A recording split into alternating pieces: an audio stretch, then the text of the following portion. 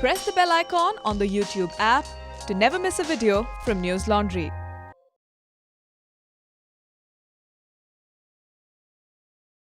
Welcome to this special discussion we have put together with the Reuters Institute.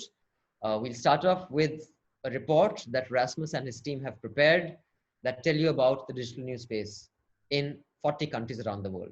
So welcome to this very special session in partnership with Reuters. I will not explain much of what we're doing right now, other than that we have a fantastic panel, and I'm thrilled that they all could make time for this. I'll introduce them later, but for now, let me just introduce Professor Rasmus Kleis Nielsen. I hope I pronounced that correctly, Rasmus. Hi, Rasmus.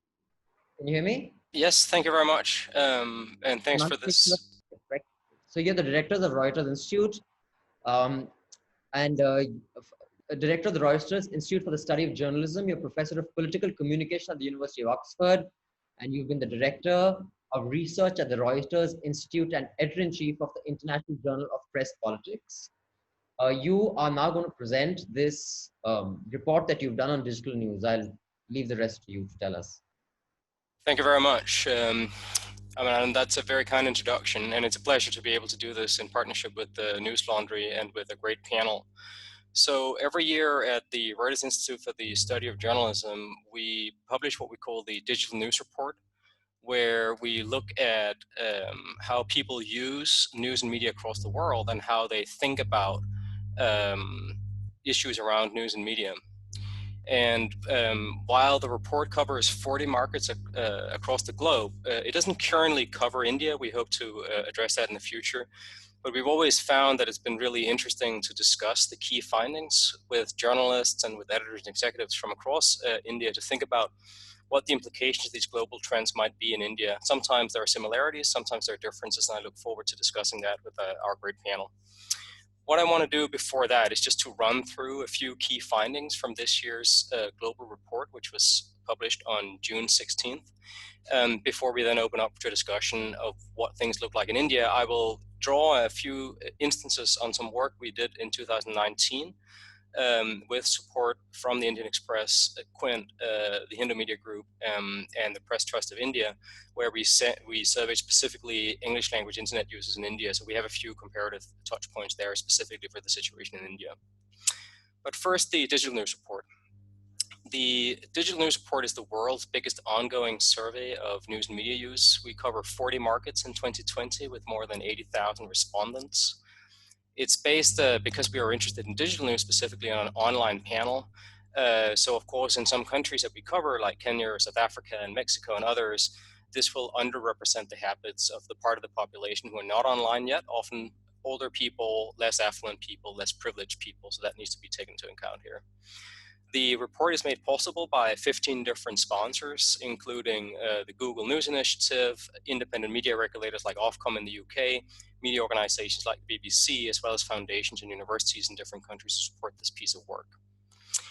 Really, I think in this year, we need to, of course, to also think about what the report tells us in light of the impact of the coronavirus crisis that is ravaging societies and also the media in many countries around the world. The majority of the data collection was done in January and February, so the main report doesn't really speak to the coronavirus crisis, but we have done some polling in early April that gives us a sense of how this crisis has impacted media. And before I dive into the key findings from the main report, I just want to give a quick sense of what we know about the coronavirus crisis impact on the news media across the world. So first of all, of course, we've seen in many countries a real surge in news use around the crisis, in particular from trusted brands who seem to benefit disproportionately as people turn to trusted providers of news in this crisis. We see in the UK, for example, here, these are figures for UK traffic to the BBC News website, that the number of unique browsers has really shot up as the government announced the shielding measures in mid-March. And as the crisis was at the highest, the BBC News website, sort of UK traffic, was well over twice what it normally is. And then there's been some tapering off in the sort of months since, but still the level is much, much higher than it was before the crisis. We surveyed across 6 countries to get a sense of what this looks like in different places across the world, where we compared the January figures with the figures that what we found when we surveyed in April. And what we find there is an upsurge in television news use, as well as an upsurge in online and social media news use, even as print declines. And of course, we think here, of course, print in part is about the restrictions in distribution, and television we think is sort of people turning to familiar providers in a moment of crisis. Online news and social, we would expect are more structural changes that will stay with us even after the crisis, as some of the television bump and some of the print decline, but not all of it, may sort of right itself after the crisis. Another side of the situation today that we were already studying closely before the coronavirus crisis, but of course is compounded by it, is the business of news and the issues that surround how we fund independent professional journalism. It's clear that the crisis has had a direct and immediate impact on many news providers, but it's also, I think, important to understand here the broader and longer term trends that we see in the digital media space. And one thing that's key there really, I think, is the question of whether people will pay for news. It's clear that advertising is growing harder and harder in the online space. The majority of digital advertising goes to a small number of large US-based technology companies, Google, Facebook, and a few others, and publishers, both legacy and digital born, who have often relied heavily on advertising. I find it very hard to make that work as the sole or primary base of revenue. So across the world, more and more different publishers are turning, at least in part, to reader revenue. And while we still have a situation where it's only a minority, and in most countries a small minority of people who pay for digital news, we do find in many of the markets that we study in 2020, small but significant increases in the number of people who say that they're paying for online news. In the United States, an increase now 20% say they are paying for some form of online news. Some European markets are seeing increase. The Nordic countries have very high levels of pay behavior, markets like Australia as well. So we do see some increase here in the number of people who say that they're paying for news, even though it is still a minority. We did a deeper dive in this issue of pay in 3 countries, in the US, the UK, and in Norway. Norway, because there are such high levels of pay that we really want to understand what were the dynamics in that market. And the patterns we find, I think, are relatively clear, and also though there also are some differences from market to market. So first of all, we see in most cases that a limited number of very prominent upmarket national brands tend to capture the majority of subscriptions. This is the percentage of people who say that they're paying for access to a given title in each of these countries. And in most of them, we have a limited number of big national titles who account for a very large share, a sort of winner takes most dynamic. Norway is the most important exception here, though large national brands that like Aftenposten and VG have very high numbers of subscribers. We also see a very large number of local papers in Norway who are recording digital subscription success. So winner takes most dynamic, but in some countries like the US and Norway, we see a growing number of people who have not just one subscription to a big national brand, but also a local paper or a specialist title on top of it. When we ask people why they pay, there are really sort of 3 main motivations. The first one is the distinct sort of quality content. So in both the US and the UK, this is by far the most common reason that people say that they subscribe to something online. We also find that convenience and price is important. This is the experience of the product itself, both in the US and the UK, but also Norway. This is named by many as a reason for paying. And sometimes, of course, this is in part a bundle, as in this case from a quote from the qualitative research in the US with a Washington Post subscriber who has this bundle with an Amazon Prime subscription. And then we also see a large number of people, particularly in the US with the political situation, who say that they are paying to support journalists because they believe in the mission of it. That there is sort of a normative, a principle reason that isn't solely about a commercial transaction where you pay for a product, but also that you believe in the principles behind a particular publication. These, I think, are broadly encouraging. These are things that journalists and news organizations want to lean into. We've also asked people who are not currently paying what might convince them to pay. Again, I think some of these are quite encouraging. More valuable content is named by many. We also find that some say an ad-free experience might be worth paying for, as ads can be intrusive and degrade the experience of using the product. Some people say that price is an issue. They want a cheaper or more flexible solution. Of course, there are many discussions of this in different parts of the industry. But I think we also need to be realistic that a large number of people, in particular in the UK and the US, say that nothing will make them pay for digital news. 50% in the UK, 40% in the US say that nothing will make them pay for online news. And the reason why, I think, is clearly captured in this quote from the qualitative research we've done, where a young woman in the UK say it's too expensive, and that she feels there's nothing that she can't get for free on Apple News. And I think we just need to recognize with the abundance of news that's provided free at the point of consumption, often aggregated or distributed on platforms, there's a very large number of people in many countries who are perfectly content with what they can access for free. So of course, beyond payment, there are also other ways of trying to generate reader revenues. One model that's growing in popularity is donations and memberships. So we also looked at that. I think we need to stress here, it's a very small number of people who donate or sign up as members of news organizations. 4% in the US is the highest figure we have, 3% in Spain, 1% in the UK. When we look at why people do it, I think we can infer some of that from the brands that they support. They are often heavily mission driven. The Guardian in the UK, in the US, NPR and its various affiliates. But I think we should also just sort of caution against the assumption in some circles to sometimes think that this is primarily on the left. I think that depends a lot on the political context in different countries. So for example, in Norway, the two sites that are named here as amongst the most, the brands that benefit the most from donations and membership are both right-wing alternative news sources that cater to a minority in Norway who feel poorly served by established media. The premise of getting people to pay often is trust. This is recognized clearly by the World Association of News Publishers, who said sort of trust is the new currency of news. So where are we with trust in news? That's another big issue in this year's report. The top line really is not very encouraging. Trust is down across the board. Most of the measures we have show an erosion. These are the averages across the 40 markets we cover in 2020. So trust in news overall is down. Trust in news I use is down. Trust in news in search and trust in news in social, both of them much lower at the global level, are also down, though not significantly. So we have less than half of our respondents saying that they trust the news that they use. And I think it's useful here to just sort of pause for a minute and look at what things looked like in India when we surveyed English language internet speakers in India in 2019 and just compare. The pattern in India is in some ways quite similar, but also interestingly different in some ways. So trust in news overall and trust in news I use, very similar in India, but trust in news in search and trust in news in social significantly higher, at least amongst our English language internet users, than what we saw in the global report this year.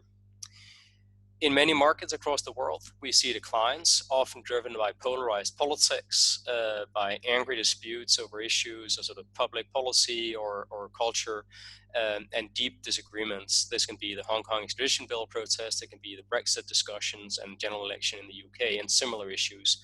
And of course, this is a very difficult and challenging environment for journalists to navigate. Beyond the issue of trust, I think there is another side to where we are with our news and media environment today, which is the issue of misinformation. This is perhaps a dark background against which journalism can shine and which quality publishers and distinct publishers can stand out against all the different problems that people encounter online. This year, across the 40 markets that we study, more than half of our respondents say they're concerned about whether the news they come across online is false or true. And when we ask about what sources of potentially false and misleading information people are most concerned about, the pattern is very consistent across the world.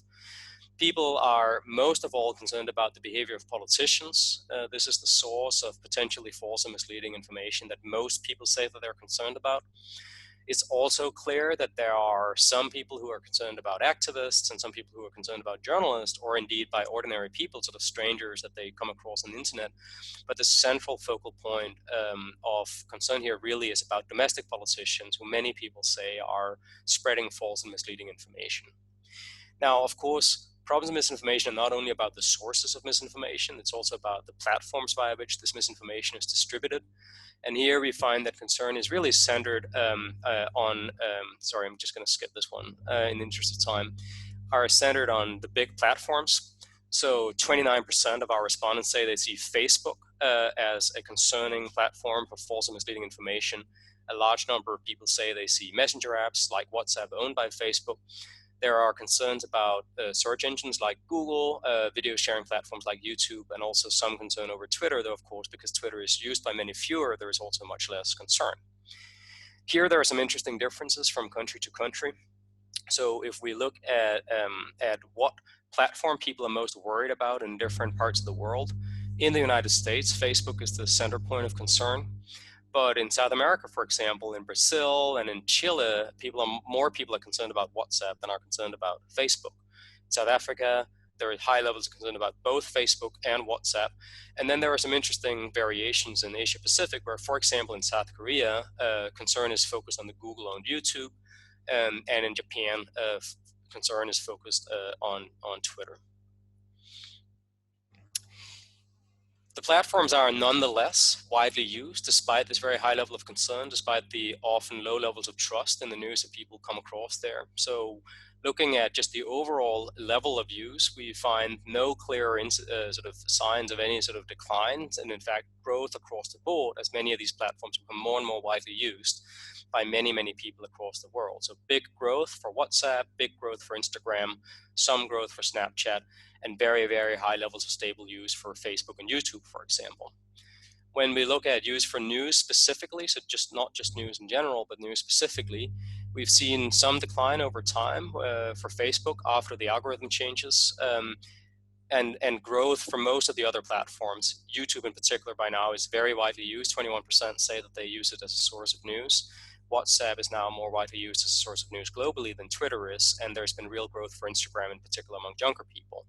The figures I put on the side there are our 2019 figures for English language internet users in India, where of course this is a much, much more platform mediated environment as people primarily rely on mobile phones and often access news via platforms where both Facebook, WhatsApp, and YouTube are used by half or more of our respondents as a way of accessing news.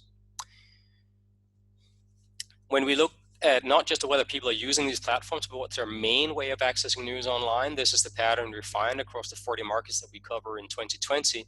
Less than a third say that going direct to a news site or a news app is their main way of accessing news online. And almost 3/4 rely on various forms of site door access, where they rely on social media, on search, or on aggregators of various sorts. Here, when we look at young people, the pattern is even more pronounced. Just 16% of people between 18 and 24 in our survey say they rely on direct access to news via news sites or apps, and a much larger proportion rely on site door access, in particular social media. And of course, this pattern will be recognizable from the point of view of India, in part for technological reasons, but also demographic ones with a much younger population. So this is the breakdown from 2019 for India, where again, the pattern in India here is a much, much greater reliance on distributed forms of discovery, very high levels of reliance on search, on social, on mobile alerts and aggregators, much higher than in most other countries that we look at. This is a challenging environment for publishers, but I'm glad to say we also find some evidence of resurgence of editorial curation and new ways in which editors and journalists can demonstrate to people that they're creating real value that's distinct from what is offered by large aggregators and various platforms. So we find in particular that email newsletters, as sort of an old technology but used in new ways, is becoming more and more important. 16% of our respondents across 40 markets, 21% in the US, say that they get news via emails. And we see, of course, some major brands like the New York Times really investing now in building up a portfolio of newsletters with a clear identity, with a host, and a clear value-added proposition, whether that's to broaden the funnel at the top, to bring in more readers, or to create more value for loyal subscribers, to try to retain them for longer and make sure that they are really well served.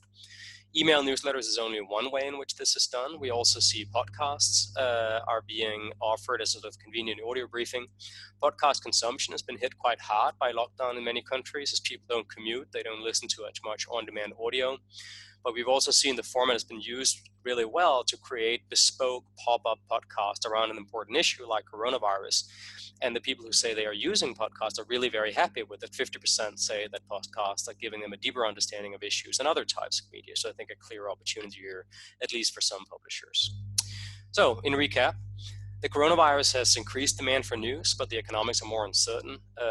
Platforms are dominating the digital advertising market. The cyclical downturn is very hard. We see some progress with reader revenues, but it's hard. We see this uptick in subscription and donation, but it's unlikely to work for all. Ad-supported will continue to be really important. Reader revenue will not work for all brands. It isn't right for all audiences either. and publishers will have to continue to look for a wide variety of different business models to make this work.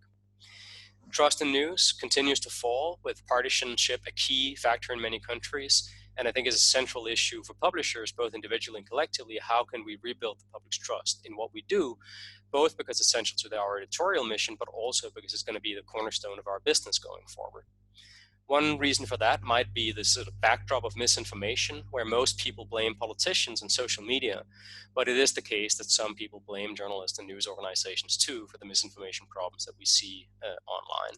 And finally, curated experiences and products like email newsletters and podcasts are increasingly important, in particular in terms of engaging younger audiences and creating additional value for the most loyal users. So with that, that was sort of a global overview of what we found this year, and I'm really looking forward to the discussion with the panelists. So thank you very much.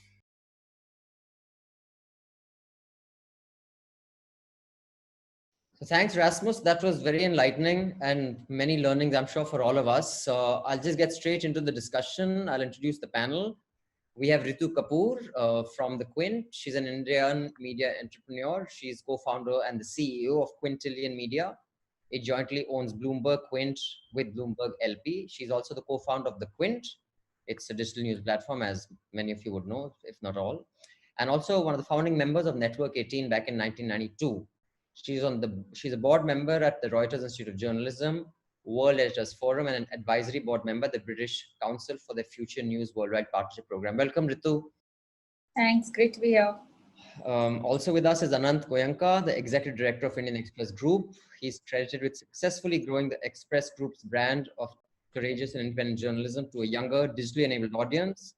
The last few years, you've seen Indian Express has a very, very dominating digital presence. It's investigative journalism from the Panama Papers to Videocon, ICICI transactions, set of policy changes. I don't have to tell most of you news consumers the impact that Indian Express has on governance and generally in the news ecosystem. Welcome, Anant. Hi. And Avinash Pandey from ABP News Network is the Chief Executive Officer of ANN. He was the COO, and now he heads the group as CEO. He has dedicatedly worked at this group for 13 years. He's on the board of the News Broadcast Association of India. He served on the board of International Advertising Association in the India chapter for over 7 years. And he's been a member of the Credit Control in Indian Broadcasting Federation for 15 years. So welcome, everybody. So let me start with you, Ritu. Quickly first, I'd just like everybody to take this question. The similarities and the dissimilarities you think from your hunch and instinct of what the Reuters report has found, because India is not part of it, in various parts of the world, the 40 countries, and in our news space. I think the one thing the two things that are clearly very, very similar proportionally is, one is the growth of Instagram and WhatsApp. I think a few years ago, if you'd done a similar survey, WhatsApp wouldn't have been that prominent outside of countries like Brazil and India. Now we are seeing that. What I find, I have to spend a little more time on the report itself, but there seems to be a little more trust in WhatsApp outside of India. Within India, it is well perceived as one of the biggest platforms for the circulation of misinformation, disinformation, etc. The other is the growth in paid news. But again, I think in both the surveys that were done in India and the current study that has been done, it's been done online, so it is largely been done with people who are already engaged with content online. And you see a certain percentage of people wanting to now pay for news that they are willing to, that they feel they can trust. We're seeing the evidence of that in India now, in fact, and similarly during the COVID-19 initial surge of news, we saw subscriptions rise in India pretty much the same way as subscriptions rose across the world. But of course, the absolute numbers are very, very different. But again, it's slightly skewed because in both instances, the study has been done with people who are already very active online. And in India, that difference will become much larger because the number of people who do not have access to the internet, and therefore online news then becomes a challenge. and which is probably why. The third thing that I think is similar is the growth in consumption of news from television. I think that was beginning to slump a bit in India, and I think that's now with coronavirus and the lockdown, I think that's beginning to look up. And of course, the overarching similarity is the falling trust in news. And that's the big question everywhere. That's the world over. So Avinash, on television, let me come straight to you. Clearly huge, bump in the numbers, but not necessarily leading to a bump in revenue, I'm guessing, because of the economic situation. From your point of view, what did you find that is similar and dissimilar in the Indian market in this report? So, as Rasmus showed it, that more and more people in India are still coming from social and search. During the COVID time and during the lockdown time particularly, more and more online consumption started happening. The traffic was coming both from the search engine as well as from your own site directly. And what we were surprised at, that the credible brands like ours has a very high volume of direct searches and direct entry. In television, while our viewership went up by 300%, our YouTube number also went up by 300%. So there was a similar trend existing between television and on digital. Because there is no consumption happening in the market as such, the level of advertising was obviously down, because advertising happens not only for reach but for the consumption. What we also saw is that lots of news items which was related with what are the line of treatments available, what different doctors said, those VODs were viewed many times. That means curiosity and a thirst for knowledge of a particular area from the credible source, because WhatsApp, everybody was becoming a PhD in COVID through WhatsApp as to what to do, what not to do. And in that, from a credible source like ABP News Network, to bringing good doctors and good health practitioner to the channel, and then taking their bite and putting it on the channel, on the site, actually resulted in very huge amount of traffic. So more or less, what Rasmus has shown has reflected. However, there was a higher direct searches on our side as ever before. It saw almost 300% jump. I see. Okay, Anant, how about the Express? I know for a while you guys weren't publishing. So other than the similarities and dissimilarities, if you could also just quickly address that, while you had put your e-paper behind the paywall during the lockdown, you actually took down your paywall. Yeah, so we decided to remove the paywall. In fact, we partnered with several, with a few large databases. HDFC Bank, for instance, even ICICI. So we said, look, at a moment like this, credible news and information is a service.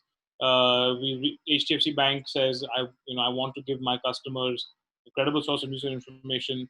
They send it to their database, and so it was it was an enormous success. This operation, surprisingly, I was a little nervous that people would think the unrequested news coming in my inbox every day is could be a little spammy, but it was an enormous success. We kept we're still getting requests from people to sort of partner, so we can send Indian Express to their particular client base or whatever. We reintroduced the paywall now.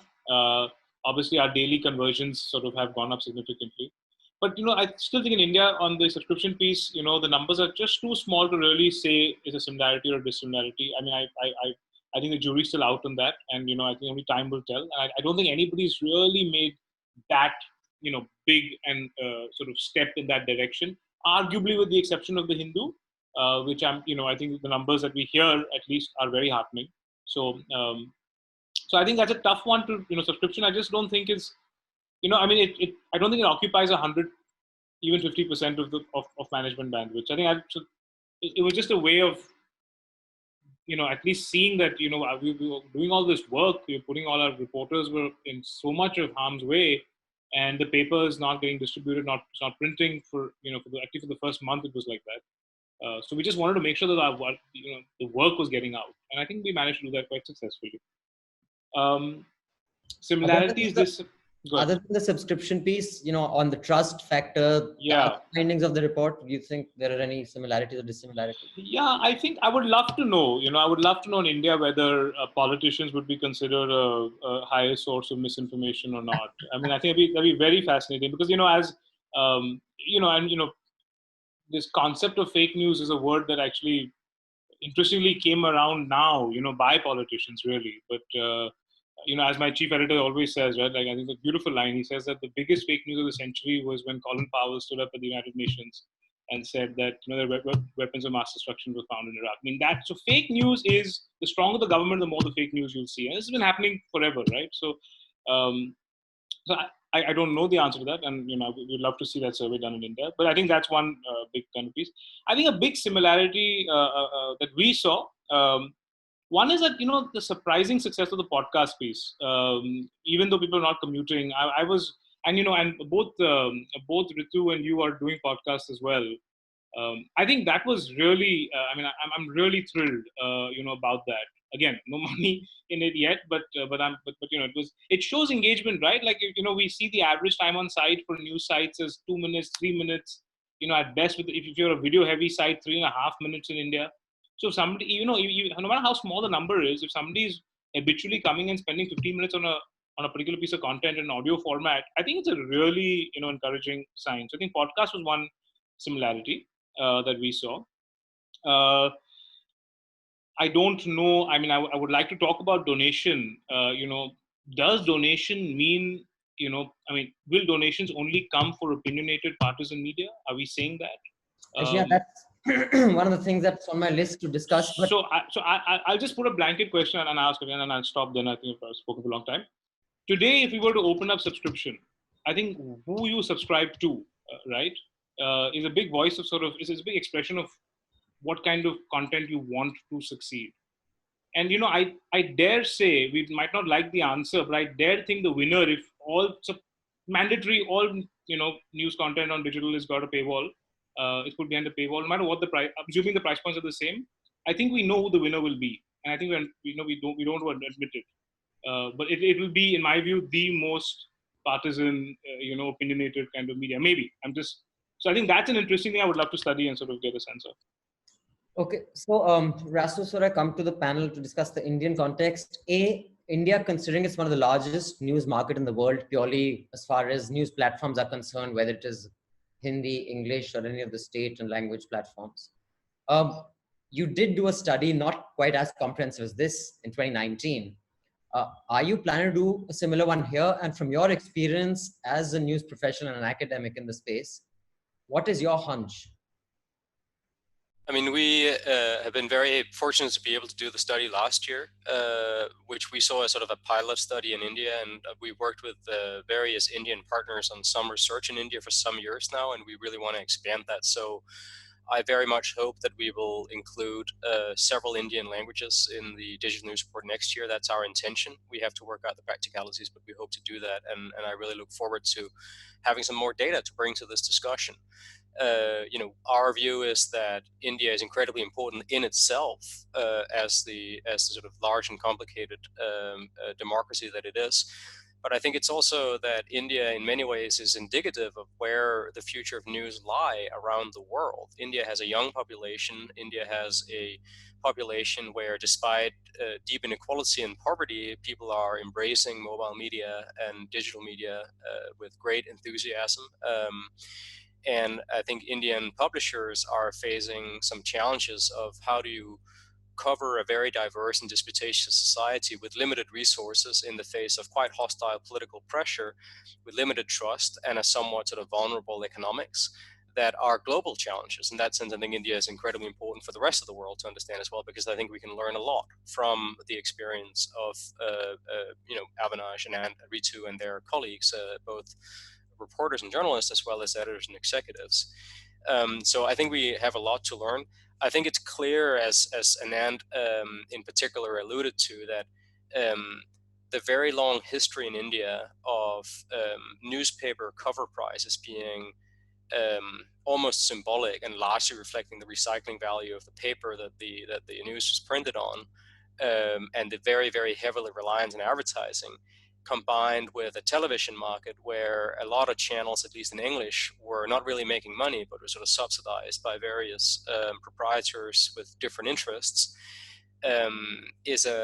if you've had sort of 10, 20 years of that, it's very hard to turn on a dime and start charging for news if half the population has never really actually paid the cost of the news that they consume. It's very hard to change that. I guess my personal view is that, as difficult as that will be, I really hope that more Indian publishers, not all, but some, will try that. I think it has to be part of the revenue mix going forward. Advertising alone will work for some, but I don't think it'll work for everyone, just as pay won't work for everyone. And I hope that more will try to convince people that their journalism is distinct enough and valuable enough that it's worth paying for. And I know that that's easier to say than it is to do, but I think we need to recognize that, take the case of the United States, it took several years, I would say almost 5 years, before people really began to believe that the New York Times turn to a paywall was actually a good decision. These things don't happen overnight. And similarly, when we look back at the growth of circulation in print newspapers, now we take it for granted that we have these huge circulations, but that didn't happen overnight either. That took years and sometimes decades to build up. So I think sometimes we have to try to sort of focus on the long game, and I know it's easier to say than to do, and believe that the work we do is valuable enough that we can convince at least some people to pay for it, to support it, to guarantee our independence, and enable us to hold power to account.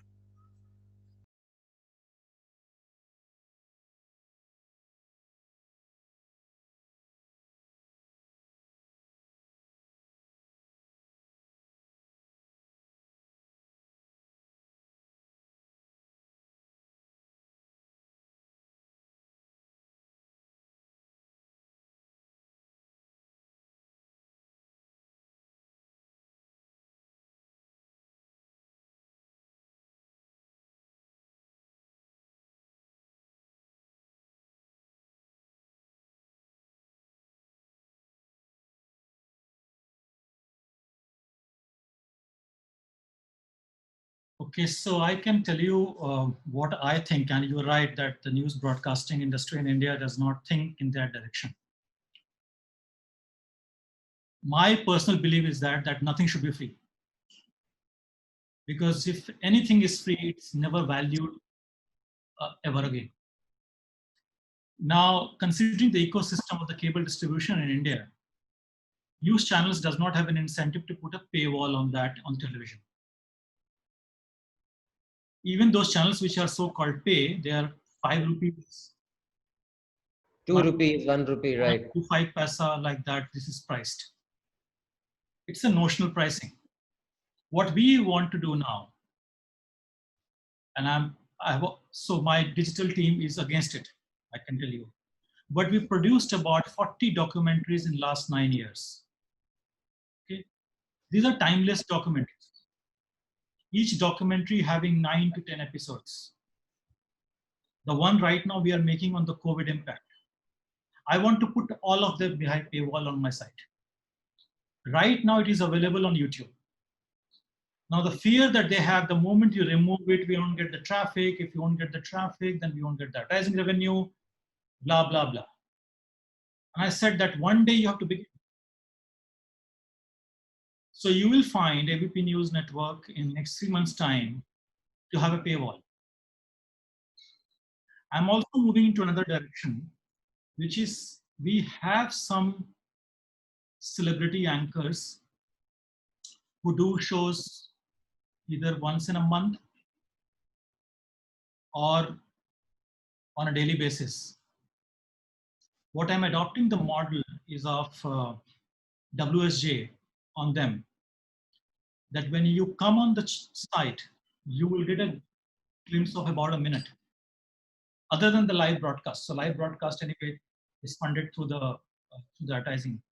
But later on VOD, if you want to watch, you can watch for a minute, but beyond that you have to pay. I can tell you my entire digital team is against it, but I'm going ahead and doing it because the gain side is high, the loss side is what? I mean, and their focus is traffic. Your focus is sustainability. I think that's a big difference in how you will approach the problem. Yes. Okay. Ritu, you have started your, I don't know if it's a paywall, but paying for news, for quality news. So is your strategy, in your view, yours specifically, and you think in the Indian market generally also, if you could just address both, is the strategy going to be around like mission, like journalism's mission? So guys pay for it. It's like, and like Newslaundry had done, pay to keep news free. I mean, we just wanted people to get into the habit, whether they pay us or others, our initial campaigns, or pay whoever you want, but pay. Get into the habit. Is it going to be around the mission? Is it going to be around the brand? Like the Indian Express has a legacy brand, right from the emergency to recently the investigation. Or is it a uniqueness of format? कि भाई आपने satire कर दिया, थोड़ा young persons के लिए animation कर दिया. What will the strategy be to get people to pay for news out of these three? Or if there's some that the report and I have kind of overlooked. In Quint's case and generally, what do you think works? I think for the Quint, it's very clearly going to be, we hope to plan to at some point turn pay. We right now have a membership model. We're definitely, our focus is definitely about supporting the mission of journalism, which is why if all our amplification is of, at any given time, is of the big stories that we are getting, which nobody else is doing. And I think, and I may eat my words later, but I think any pay product should only keep that part of your content behind a paywall, which isn't easily available already. So commodity news being behind a paywall, that makes people wonder why they're paying for it. So you have to build a very strong, so your brand is about the mission. Your question about brand or mission, I think your brand should be built around the mission. And which is also good for journalism per se, because it pushes you away from doing curations and aggregations and repurposing wires, and makes journalists do what journalists must do, which is go and get the story, give voice to the voiceless, break stories which speak truth to power, or bring fact to the reader or to the viewer. I think that is really where we are at. In fact, we are now, we have given up all our subscriptions to all our wires. We are now no more focusing on all those, those things that platforms try to do, which is looking at keywords and trending words and, do a little more Bollywood and, a lot of that, which comes and sometimes contaminates news. We've completely moved away from that.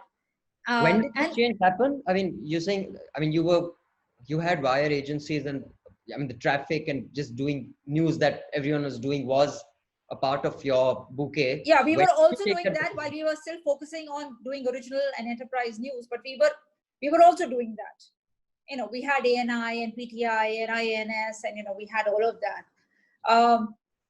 And we actually, ever since we've moved away, we've actually seen a significant growth in direct traffic. We have seen a significant growth in search traffic, which we were struggling with, because a lot of we're pretty large given our size. We're pretty large on social media. We're pretty large on YouTube. We're rubbing shoulders with some of the biggest legacy players on Facebook, for instance, which is a good thing and not a good thing as well, right?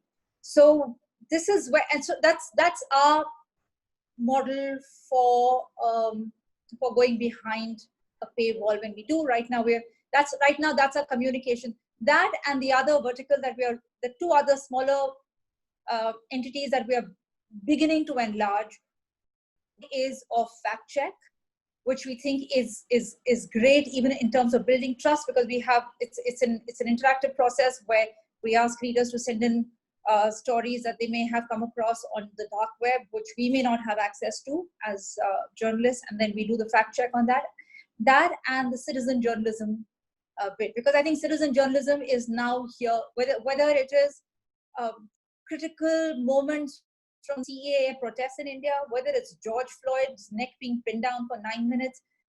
Increasingly, the moment is being captured by citizen journalism. Then it is for journalists to step in and do the follow-up, to do the investigations, to do the analysis, to do the opinion, and to do the questioning. So those are the other two.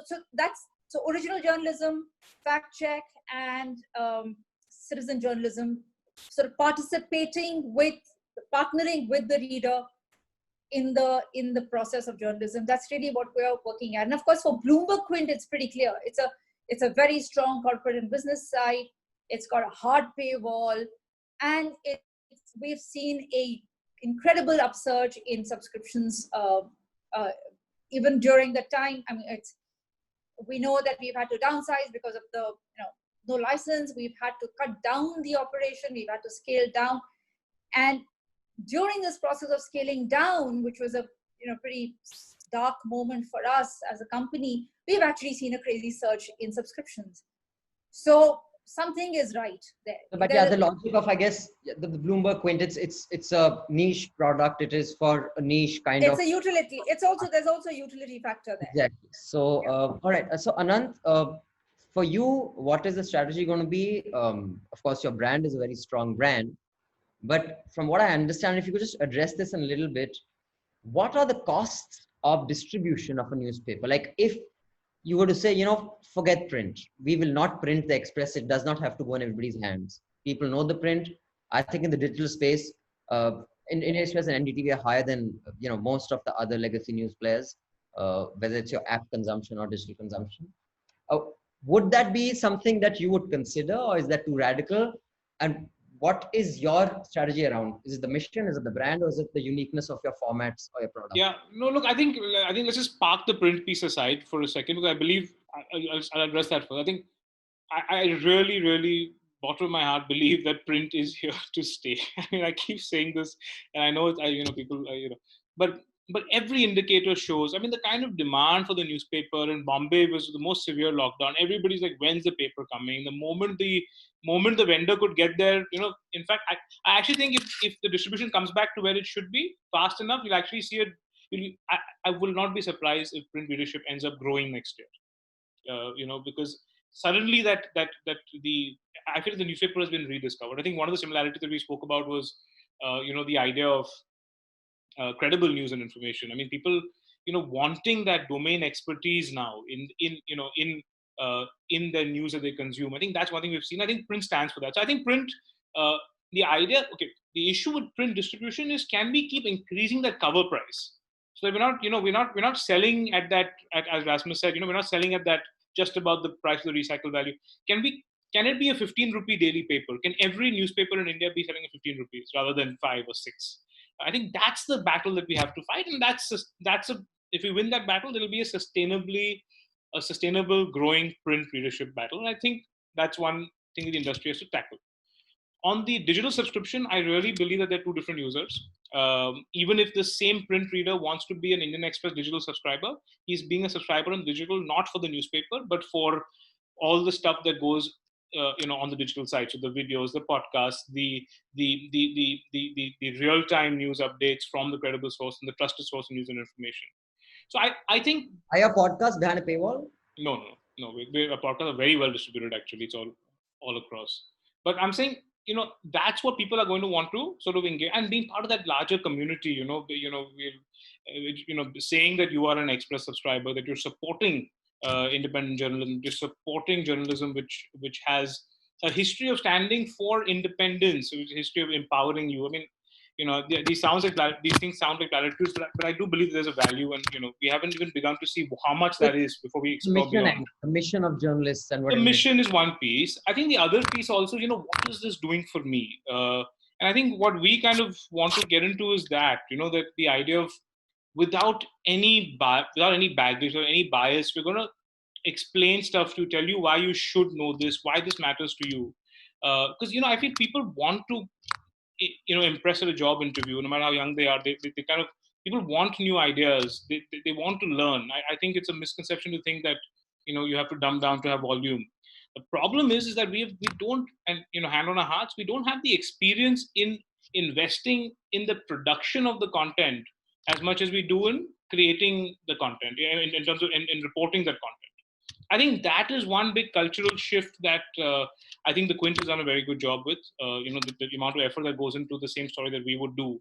So I think, I think this happened with magazines and print earlier, right? Like the magazines was so much more analysis once a week, but then so much more analysis, looks so much more attractive. It just invited you to read. I think that big change has to happen on the digital side. That's one. The second piece, from our perspective, we believe that as Indian Express, left think we're right, the right think we're left. So let's embrace the respect we have as an independent, objective, credible news brand, and let's explain things. Let's explain Bihar elections. Let's explain, like we did, just today, whether it's coronavirus or whether it's why the Oscars are reinventing their format. So explain things, you need to have a certain sense of authority. I think we have that. I think that's what a big bet of ours will be going forward. Okay, Avinash, I want to come again to the revenue piece, because there's enough journalistic navel gazing that happens all the time anyway. This is something Newslaundry also keeps harping about sustainability in Corona. Like, while traffic has gone up, as you said, or eyeballs or the viewership, because the auto industry and other FMCGs, which are the biggest advertisers, are not advertising because they have no sales. The news industry, or the legacy news industry, becomes heavily dependent on government ads. And we saw that editorial in Indian Express, which lashed out at Sonia Gandhi about her statement that the government should not advertise for the next 1 year until we can bounce back from this economic catastrophe that COVID has brought along with it. In that environment, and after that, if Anant, you could also take this, how do you maintain your brand credibility when between your bulletins, the ad that is coming is showing, Modi ji or Kejriwal or Yogi ji or something, isn't it, from a complete marketing point of view or branding point of view, it's a tough convince? So, Abhinandan, that's where the CEO's role come into play. So I have a sales team which gets the ad, and the editorial team which runs the. And you are right, a large amount of advertising happened by the state governments. Central government did almost zero advertising. Yeah. Because most of us anyway busy telling what they are doing. So they did not need to advertise on television. And I can tell you, including myself, we have received a lot of calls as to this figure that you are showing is wrong, this news is not right, pull this down, underplay it, etc., etc. And our standard response to this is that, and if ever anybody tried to throw the weight saying that we'll stop all advertising, I'll say very well, go ahead and do it. Because I know that they are not advertising to control the content on our channel. They are advertising to impress their vote banks. Because their vote bank is also watching the same channel which is running other news items. And I say this is the only defense that you have. If there is an adverse news about your policy that we have run, the only defense that you have is the same space that I provide you to say something through advertising. And so far, we have not come under that pressure. But about the branding the product from a viewer's point of view. Right. I mean, you think it would be easy to convince them? The optics. Sorry? I mean, I understand that you keep a firewall between the sales team and the editorial team. But I'm saying when you're building a brand, right, from a customer-facing point of view, does it impact the product's optics? Not necessarily. If you look at it, I don't look at it that way in my business at all. And I have been a student of history, and during the British Empire time, Indian freedom movement, the Governor General of India thought that the Indians the poor Indians actually does not know what is right for them. But when we studied subaltern history, we know that the songs that the farmers were singing had a rebellion against the British Empire. So people are intelligent enough to know what is right or what is wrong. When you are dependent on government advertising and then you are diverting your content to praise the government, then people will know. And there are media outlets who do this day in, day out. And there are those who don't. And that's why when this COVID crisis happened, the largest amount of online viewing happened on top 2 channels. There was one ABP network and there was one of my competition. And data is out in public. BARC itself measured that and reported through AC Nielsen on a weekly basis. Week after week, for about 10 weeks now, it's on the top of the chart. Because the medium which are trustworthy, and both of us, both these TV channels, have very heavy government advertising. Okay. So the people don't look at it like that way if you carry government advertising. Anant, would you all? Yeah, no. I think I think he answered it very well, and I think he's right. I think I think readers understand the difference between an ad and content. And if we're going to be so purist to say that there should only be editorial content in the newspaper or in any sort of package, it's tough to take that argument beyond. You have to take it beyond government also. So then there shouldn't be no ad. Why should Maruti or any corporate advertise? You have to report on them as well. And they are today. In fact, corporates are are governments of their own. Some of these guys are so big now. So I think independent journalism and advertising have to live together. And especially for governments. I think especially for government, a news product is a great place to advertise because it is by definition a very engaged citizen who's consuming this, as opposed to putting an ad on a Kapil Sharma show. The rest are getting it through WhatsApp anyway. WhatsApp anyway. So. No, I think, and it's interesting how much WhatsApp is trying to prevent the distribution of news. The broadcasting of news in India especially, and we can ask Rasmus about this because I think that's one big thing that we've been trying to do is trying to push news on WhatsApp from an organized.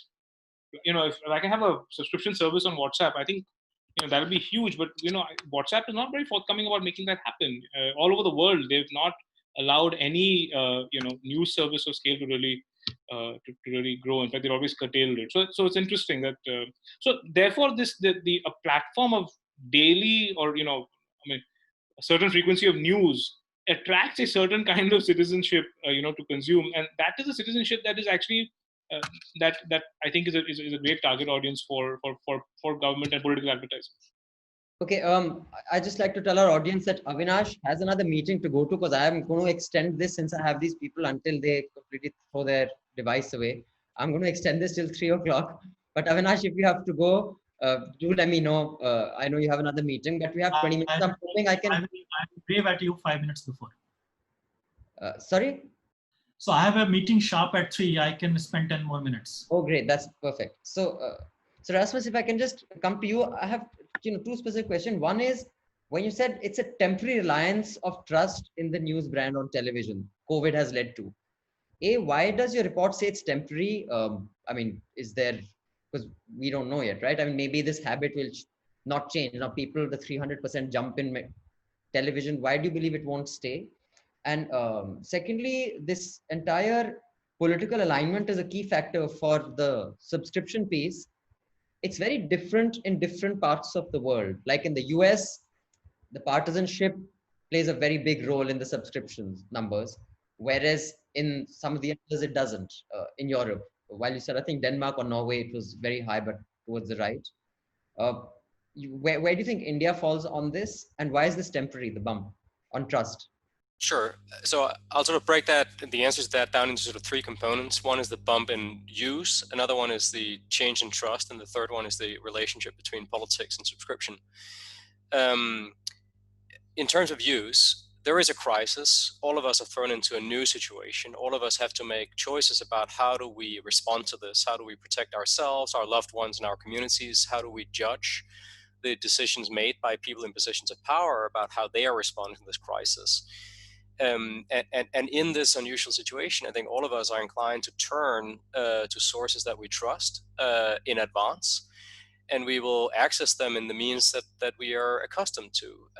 Television, at least in sort of Western markets, have benefited largely because older people who already rely on television news watch even more television news, in large part because they're locked down at home, so they have more time.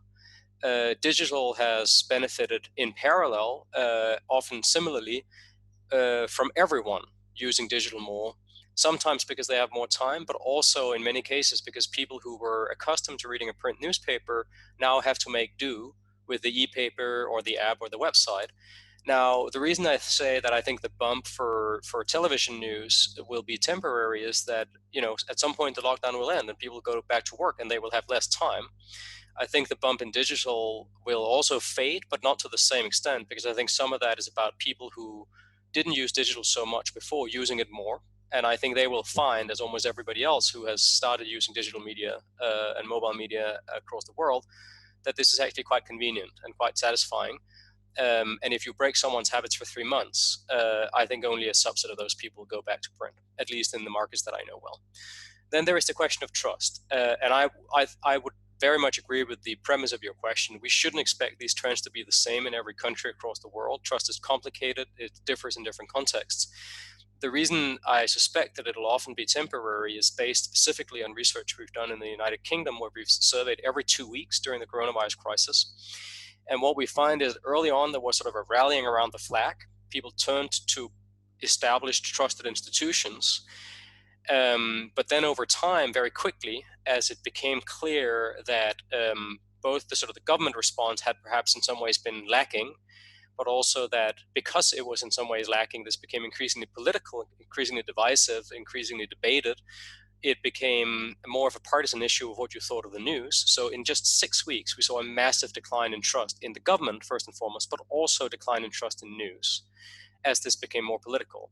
And as said, we don't have data in India, but I think it's fair to say that the government, the central government response in India has also been debated in India, and people with different political persuasions will probably have different views on how well the government has done, and also thus by extension different views of how different media have covered the government. So I would expect that there might be a similar dynamic in India. Finally, on subscription and politics. I think the patterns we see are very clear, that there are, you know, partisanship plays a large role in the United States. In many European markets, it's much less clear that there is a political dimension.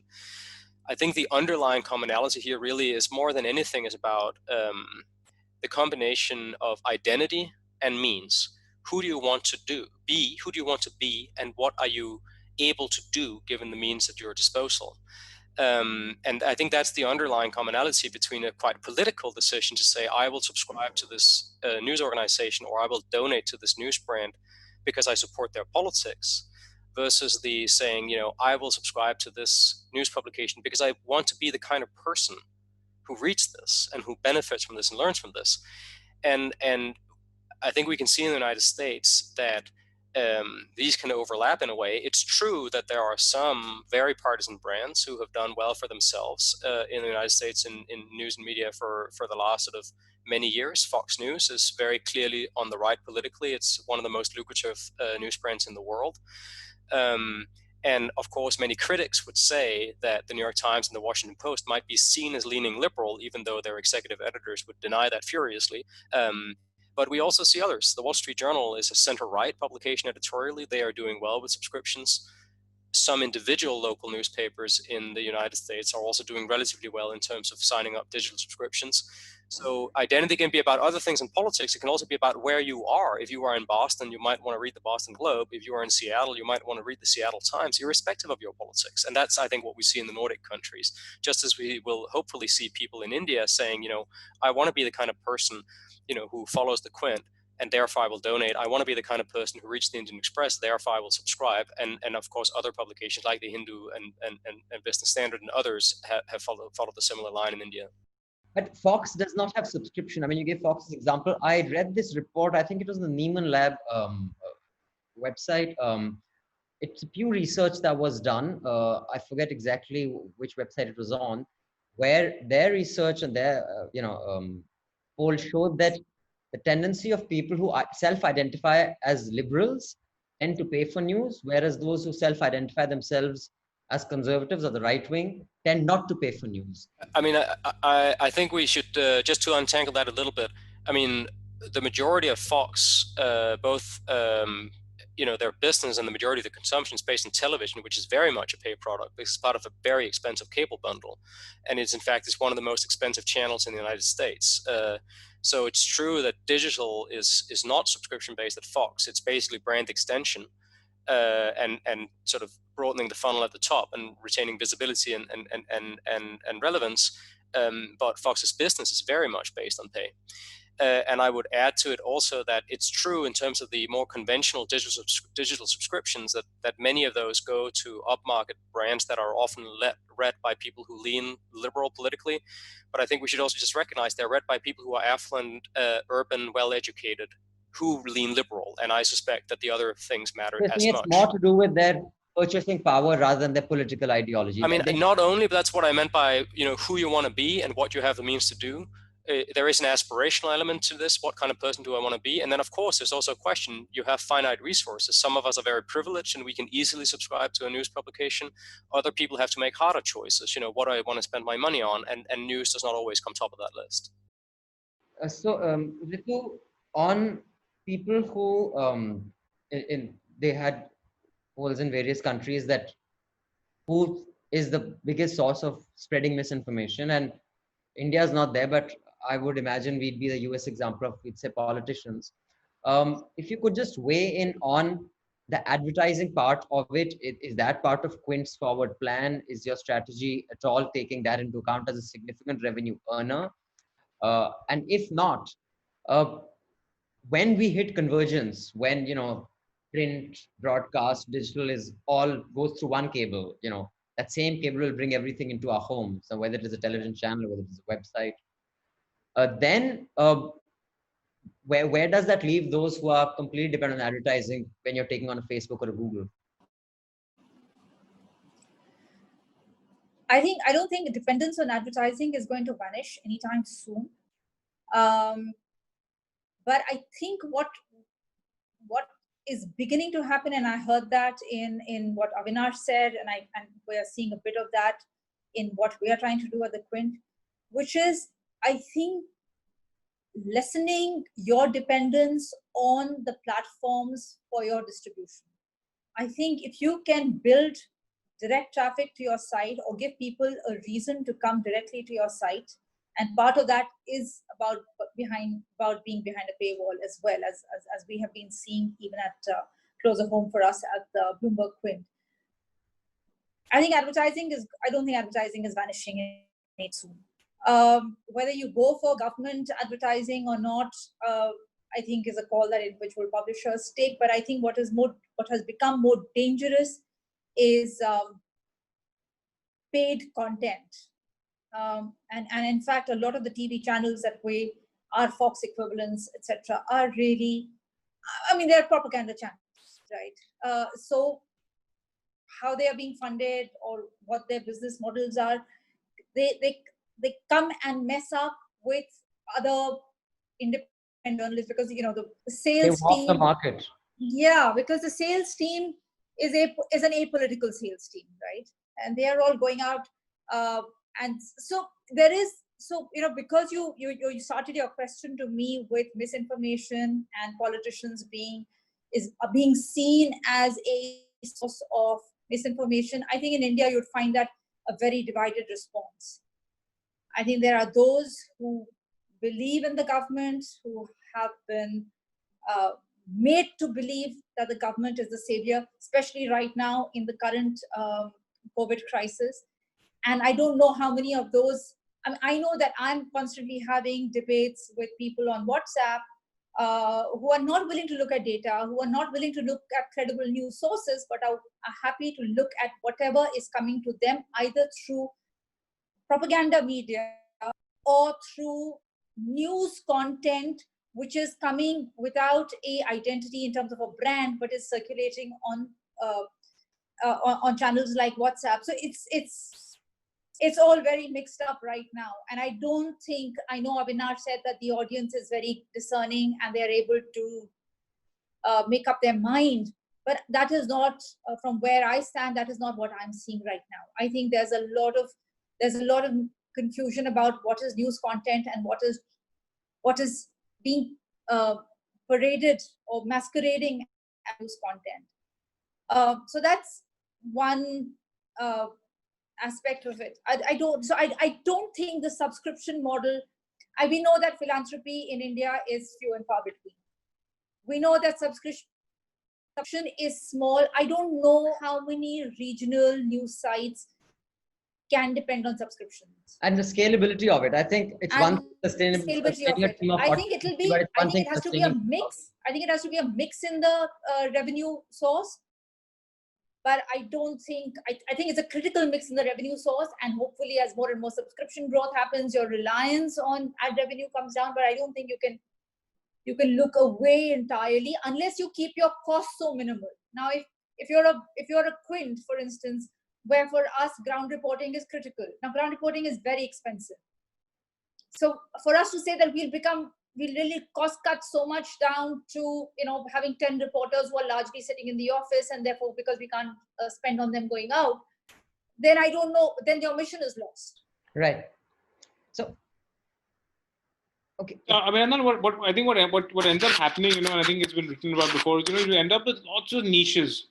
Somebody like, whatever, however you define a niche, so somebody who's covering, a region, somebody who's covering a topic area of interest, somebody who's covering a who's got a political leaning, all niches, and you'll end up, that idea of a center of market, balanced, packaged news product. And I don't know whether Rasmus has a view on this, but that idea of a center of market packaged news product is, that's not that traditional supermarket of news and information and content, which everybody has something for. Can that survive the digital subscription space is still a question. I believe, and controversially I'm saying this, but the NYT and the Washington Post have both become more partisan since their focus digital subscription. Just hold that thought. I know Avinash has to. I want his answer this quickly, and then I'll come back to you, Avinash. Specifically, and the specific question I have is that, while I like Ritu, I disagree on that wisdom of the crowd, but I'll tell you specific ads that I saw. It was an ad that was addressed to that was addressing farmers and migrants as second persons. Like, I understand ABP is a Hindi channel, but on English papers, all English papers, that this is what we have done for you. Now, the farmers and migrants I know don't read English papers or watch English channels. So I refuse to believe that ad was done in order to inform its electorate. It was a delivery mechanism for revenue to those platforms. An English ad for Indian farmers and migrants is not any private limited company that, the media buying was done with that logic would be fired. So I'm not convinced of that it has nothing to do with what you're saying. So you were saying that the advertising is not happening to inform the electorate. Not necessarily all the time. Lots of ads are demonstrably in a language and in a format that their target audience is not consuming. Not all, but many. Yes, I don't disagree with you. Not all the ads are meant for them. There are ads designed which runs on.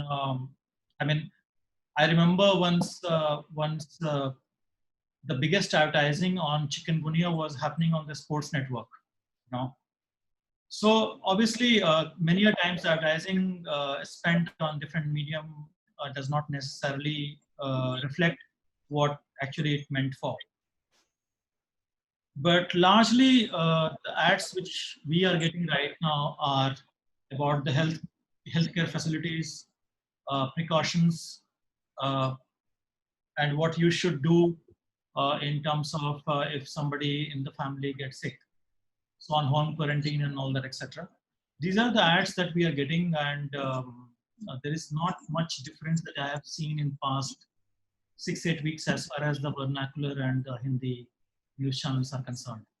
In English, yes, it is surprising to me that those ads are appearing in the English newspapers. But this is how the government looks at the newspaper business. I mean, they think that's their moral responsibility to also give ads to the newspaper to survive. So it's, in a way, it's a contribution or donation as to what was mentioned before. But yes, the reason the large amount of government advertising is a very big source of revenue right now. To a network like ours, it is close to about 10%, which is huge. All right. Also think that print and television is very difficult to identify who consumed the ads. Unlike digital, Right. where you can Target I it, think yeah, so. much more efficient. Broadcast background, I don't think that was ever a deliverable in broadcast. I'm sure likewise for print, on who was the ad targeted at and who consumed it and to what extent.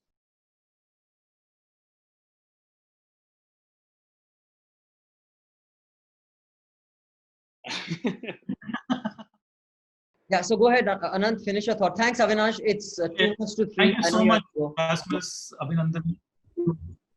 Thank you Yeah. so much. Yeah, go ahead, Anant. You were saying, well, you were kind of talking about the subscription fee, but what you were saying is that an organization, such as yours, the scale of the idea, that scale of of covering the things that need to be covered, and that we with the most sophisticated data analytics is going to be a negative ROI in terms of content, right? Like that one fire at a random playground. If I'm now the analytics are so sophisticated in newsrooms that you can exactly tell each byline, in fact each team of of, of journalistic resources that have gone into each story, and what kind of revenue that has earned from the user. That it kind of I think it forces this idea of niches, and digital subscriptions kind of create that concept. And I think that's a little bit dangerous. And I think therefore, as Ritu was saying, digital subscription can't be, I think, the answer for all news. It's got to be one especially in India. It's got to be one component. And also, I do believe in India, this left wing, right wing is not as sort of extreme as it is in America. So I think that also confuses the nicheification. And this whole, the winner takes all or the winner takes most dynamic. Most, as Rasmus has said, yeah. The report that it pointed out, you think that will be a good thing for news or a bad thing? Because, I mean, I think news is a unique market where usual market, wisdom is that more competition improves the quality of product. Yeah. In the news market, we've seen, and, I've seen since I joined Newstrack in 95, more competition has reduced the quality of news.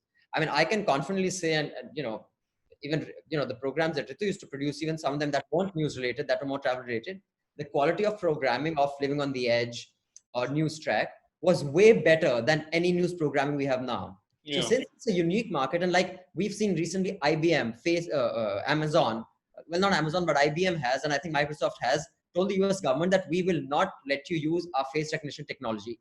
They're backing up from that. So these organizations are so big and strong that they can say, we don't need you. Yeah.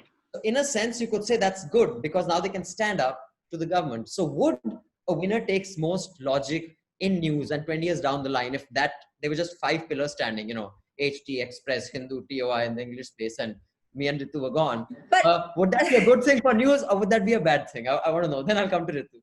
I do think that the people who will survive with the audience money, not just in terms of consumption, but actually people who are paying money to say, if I think there'll be enough players for it to be a healthy environment, is my hope and my dream. And I think that we have substituted sort of quality for scale. I don't think it's only happened in the news environment. I think it's happened with all forms of media. I mean, look at entertainment. I mean, not too long ago, you had 300 channels, not one you could watch. So I think that has happened. And I think, it's like a cycle. And I think that somebody will come and reinvent with high quality content, with integrity of content and production, which will then attract the consumer. It'll be a discerning consumer, then that will grow. So I mean, I do, and I have no option but to be optimistic. Ritu, you were saying, would that be a I'm good? saying that I disagree a bit there, because I think in the past 4 or 5 years, I think we've also seen some of our finest journalism.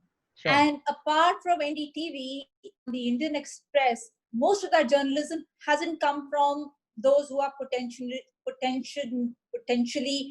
winner take all candidates. Because I also think that some of them are so large that, so I mean, and some of the greatest journalism has actually also come from regional, upcountry journalism.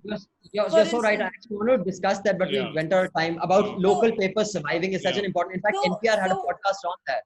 And what to say is it because some of us new media have less at stake? We don't have large ships to worry or to turn, so we can be far more ballsy, to use a sexist term, about journalism, because there is, if I don't get government advertising at the Quint, we don't get it, but it doesn't matter to me.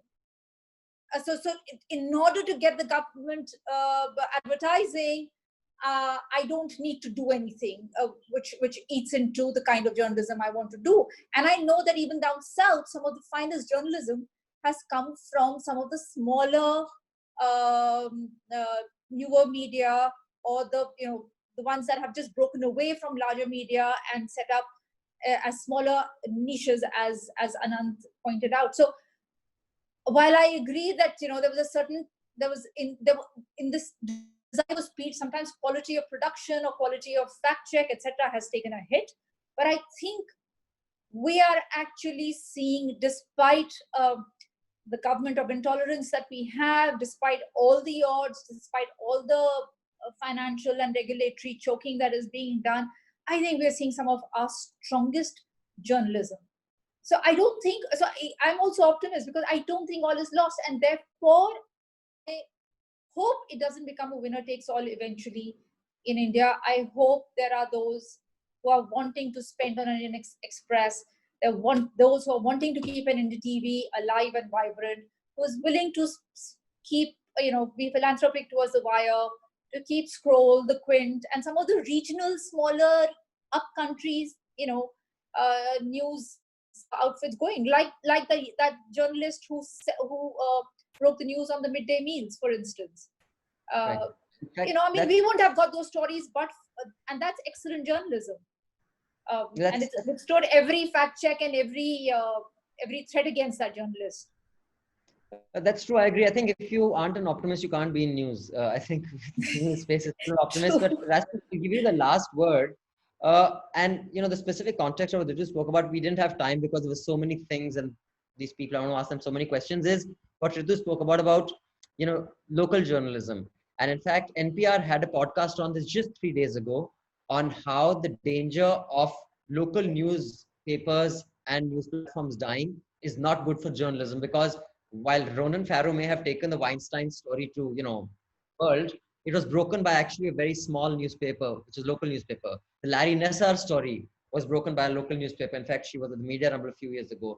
And they list out about 7 of the biggest stories in the US that were actually broken by local papers. So if local papers die, it actually has a detrimental impact on news. Anything along those lines that you have thoughts on from your experience in having studied this space for so long? I think that's terrible. I think that's one of the things that worry me the most about where we were heading. Broadly, I should say, the environment is super challenging. There's no question about that. There is a war on journalism being fought by powerful people across the world who don't like being held to account or reported on. The economics are super challenging because advertising is moving online, and then in the online environment, platforms are capturing the majority of it. That doesn't mean there would be no advertising for news in the future, but there'll be less. And because there is an abundance of choice, people will only pay for things that are truly distinctly valuable for them, and they'll only pay for a few things because at the end of the day, both time and money is limited.